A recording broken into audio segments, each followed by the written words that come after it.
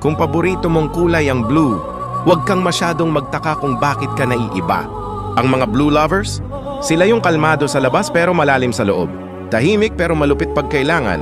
Loyal sila pero kapag nabetray mo sila tapos ka. Comment mo ocean kung ang pag-iisip mo ay kasing lalim ng bughaw na dagat. Mahilig silang ayusin ang problema ng iba.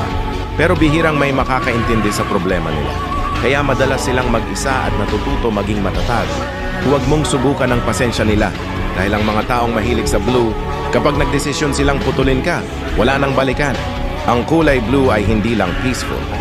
Ito rin ay kulay ng dominance at strategy. Kung akala mo tahimik sila, nagkakamali ka, lahat ng galaw nila planado. Ang mga taong mahilig sa blue, hindi sila para sa lahat. Sila yung tipo na mananatiling misteryoso habang sila ang may hawak ng kontrol. Ikaw, ano ang favorite color mo?